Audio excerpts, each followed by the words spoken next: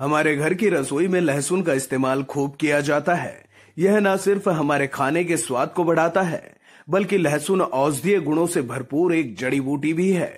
इसकी महक तीखी होती है, इसलिए बहुत से लोग लहसुन खाने से कतराते भी हैं। खासतौर पर महिलाएं लहसुन को अवॉइड करती हैं, लेकिन यदि वह इसके सेवन के फायदे जान जाएं, तो लहसुन खाना पसंद करने लगेंगी। लहसुन न केवल मेटाबॉलिज्म में सुधार करता है, बल्कि वजन घटाने और दिल को स्वस्थ रखने में भी काम आता है। इतना ही नहीं, महिलाओं से जुड़ी कई बीमारियों में तो यह रामबाण इलाज है।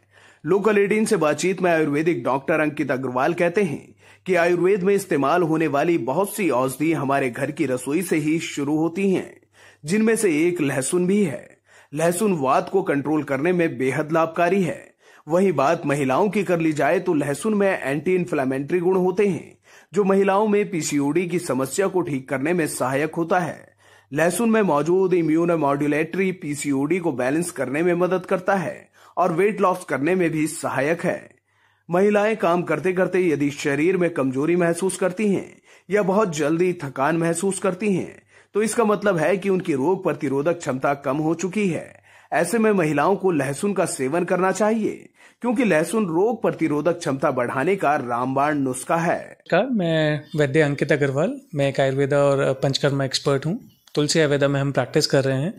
जैसे कि अभी क्वेश्चन पूछा है कि लहसुन के बारे में, हमेशा आयुर्वेद में ये बोला गया है कि कोई भी औषध जब हम इस्तेमाल करते हैं तो वो हमारी किचन से ही स्टार्ट होती है। अगर हमें किसी बीमारी को ठीक करना है तो हमारी किचन से बेटर और कोई चीज़ नहीं है। तो लहसुन एक ऐसी चीज़ है जो ये बताया गया कि वात को कंट्रोल करने में सबसे अच्छी चीज़ है। अगर वात को आप बैलेंस करते हैं तो शरीर के अंदर जितनी रूक्षता आती है, खरता आती है, जो भी बीमारियां होती हैं उसको ठीक करता है। अब जैसे अगर हम फीमेल में बात करें तो आजकल फीमेल में पीसीओडी की कंडीशन बहुत ज़्यादा बढ़ रही है। पीसीओडी में अब लहसुन के अंदर एंटी इन्फ्लेमेटरी एंजाइम्स रहते हैं, उसके अंदर काफ़ी सारे इम्यूनोमॉड्यूलेटर्स होते हैं जो उसको बैलेंस करने में काफ़ी हेल्प करते हैं, वेट को रिड्यूस करने में काफ़ी हेल्प करते हैं।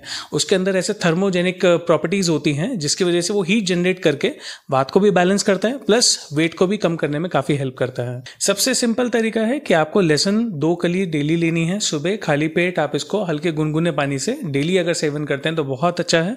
उत्तराखंड में तो जो पहाड़ी लहसुन जो होता है, गोल लहसुन आता है, अगर आप उसका इस्तेमाल करते हैं तो वो और अच्छा और फायदेमंद बताया गया है और कोलेस्ट्रॉल को बैलेंस करने में भी काफी ज्यादा हेल्पफुल रहता है। वो सबसे पहला तो लहसुन कोलेस्ट्रॉल को बैलेंस करने में सबसे अच्छा है।